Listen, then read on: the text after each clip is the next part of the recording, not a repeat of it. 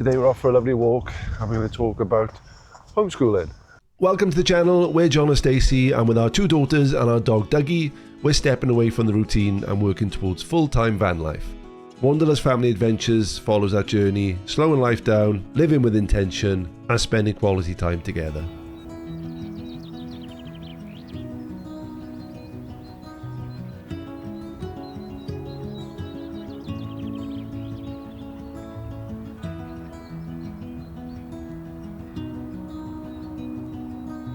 So the question everybody asks us with our travel plans is, what about school? And obviously we do need to educate our children. So we're going to homeschool, or more accurately, world school, road school, which sounds a bit funny, but that is what we're going to be doing. They aren't going to be sitting down all day learning as is traditional. It's going to be a bit different. And we're not anti-school at all. You know, I worked in a school for 17 years. You work within education. Yeah. But we do want to do what's best for our children, along with our travels, and this is what works for us. Yeah. We feel it's the right decision for us at the time. And this video won't be to convince people that homeschooling is the right thing.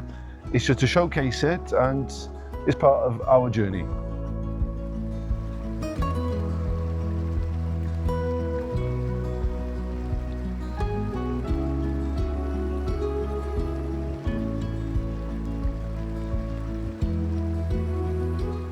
So this is a decision that we've thought long and hard about, and it's not one we've taken lightly. We're quite fortunate that Stacey's got a hell of a lot of experience in teaching and is probably going to be the front runner when it comes to homeschooling. Yeah, so I was an English teacher for 17 years. I still am. I still tutor online. Now that we've made the decision, it makes you look at everything differently. So you sort of look at what goes well in teaching, having a curriculum, basing it on what interests learners. I mean, it can happen to a degree, especially in primary school. It doesn't happen so much in secondary school. And it starts to make you think about what you might do differently and what might work for your children if you had the choice, which is a privilege to be able to make those sorts of decisions. And then it also makes you think about the challenges. And there are, clear challenges within the education system that if this works out and we end up doing it for a few years, or even if the girls decide they don't want to go back to school, you have to kind of think of the long term, what they'd be gaining. So we'd still like them to get GCSEs, but that's a decision we can make later on.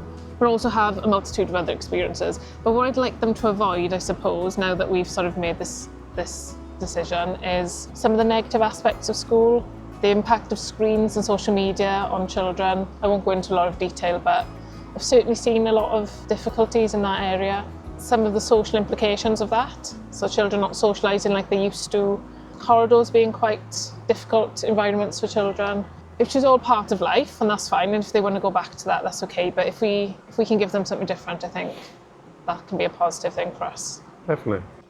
Don't get us wrong, we know the pressures in life are natural and we all need to stretch our comfort zone and put ourselves out, but I suppose it's also the system that the schooling world has created, the pressures on it.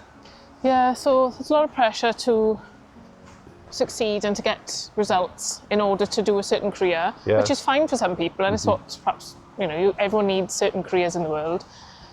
But also there's a whole world of possibility out there for other careers that, you can learn in a different way and still succeed. And there's also soft skills, which we see disappearing amongst, I deal with post 16-year-olds, and they don't pick up the phone to phone you. There's WhatsApp, and I suppose in secondary school is that the same, or with screens? I think kids are pretty good in school in terms of socialising with teachers and with each other, but I've noticed teenagers outside of school don't make eye contact when they go down the street. They will just look at their phone, and I wouldn't want the girls to be doing that. And we're not saying that homeschooling is the fix for all these problems, but what we're trying to put into place is more of a rounded system. So it's not just about exams and curriculum based. We will be accessing a curriculum of sorts, won't we? Yeah, definitely we'll be putting together a curriculum that works for us, including main skills, maths, English, science, and other subjects combined, but in a bit of a different way. Yeah, and ultimately it allows a lot more time for the girls to access their natural curiosity, discover new interests, and that can then lead their own education. Does that make sense? Yeah, they can make decisions. They're only young, so they've got time to explore this sort of thing before they make decisions that are going to impact them for their older years. Completely. Yeah, you said something the other day about we'd have our curriculum, so we'd sit down, we'd learn it, and we go through the books, but then you can actually step out the door and experience what you're learning. Yeah, I think ideally this is what people would do in schools if they could. And perhaps what happens in the first few years of primary school is that you teach certain things, obviously phonics and things, but we'll be teaching more advanced things than that.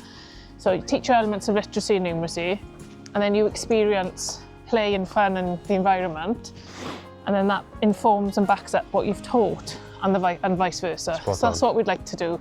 So flip it, instead of having maybe, what do they get now? Maybe 2 hours of play. Yeah. And the rest is, especially when you get past year 2, the rest is sort of sitting down, learning at a desk. Listening, being talked to. Inside, no interaction with nature and fresh air, which is just the way it is. I would rather do it the other way around. Sit down and learn for hour and a half, 2 hours, build in your geography and history, humanities into your literacy, build in the numeracy, science, but experience and back it up by actually being in the world. I think that would make much more sense. Definitely. Stepping out the door and seeing what's out there.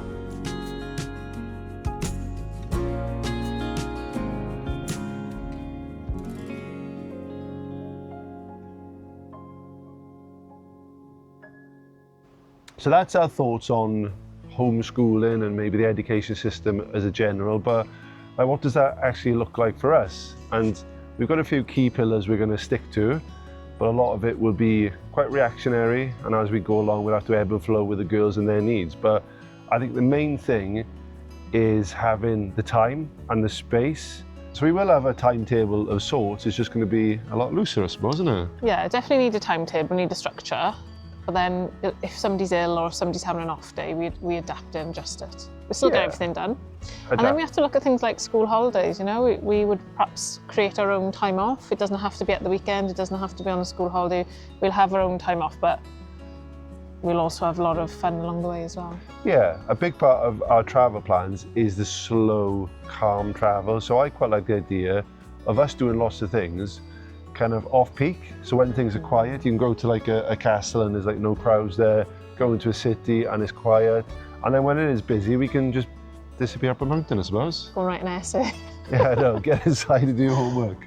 And I guess the hope with all this is that by living in this way with slow, really well thought out intentions every day, education at a core but more of an experiential learning, what we're going to end up with is some really well-rounded teenagers, I suppose, isn't it? Yeah, well-rounded young people would be a great goal, that are able to sort of socialise with people of different ages, think for themselves, make decisions and know that there's a whole world out there.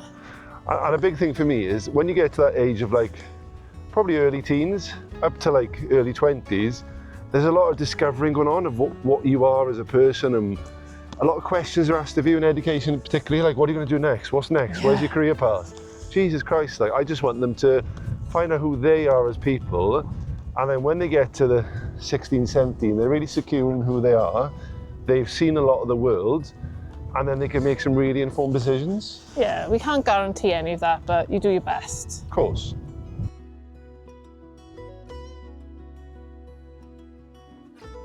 And Stacey obviously mentioned earlier about tutoring, which she does almost probably full time at the moment. There's so many hours and so many people asking for it, which again is a sign that maybe the schooling system isn't working for those individuals. So we know a lot about the resources available out there. Like you access an awful lot, don't you? Yeah, there's increasing amounts of information out there, even for people who aren't teachers, obviously. So I signed up to Twinkle to help a little one that I tutor. But I was amazed to see how much GCSE content is on there. Learning different languages. I actually use it for teaching English as a foreign language as well. Yeah. But there's loads on there for homeschooling. It's absolutely amazing. That can just be used by anybody.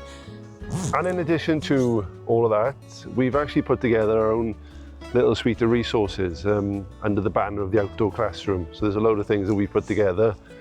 And again, it's just to help the girls out. It's taking a woodland walk and embedding STEM, English, maths and all these other subjects so they learn whilst they're out there experiencing something. And for us, that ties into our mantra perfectly. So that, as a product, the outdoor classroom, that's been developed now. And it's something that I will be sending out to anybody doing homeschooling. More than welcome to try it out and see if it works for you guys. But for us, we've tried it out and the girls love it. It just turns like a long walk into something where they're actually learning. And in a really sneaky way, they come away with homework as well. So when people ask us what about school, I suppose, I don't mind people asking, but there's an inner confidence that it's going to be okay. Using our experience, we're going to plan what's right for our children and make sure that they get everything they need for their future.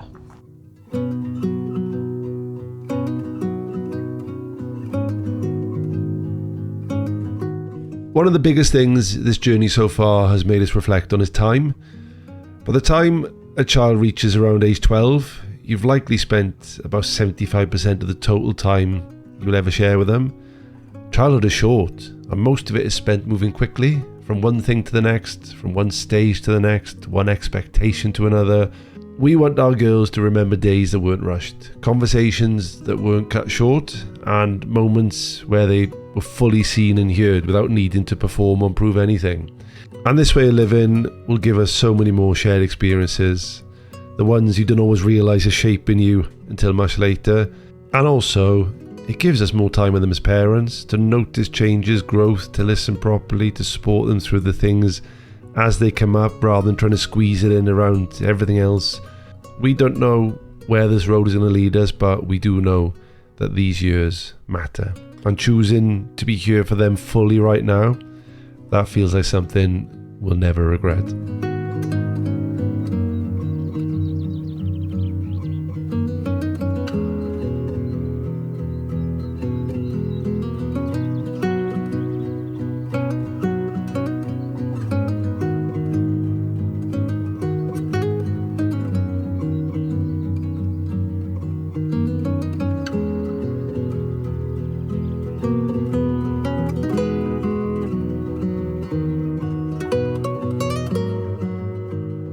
Thank you so much for watching our video, and thanks for all of the new subscribers and all of the views and likes. It really does help.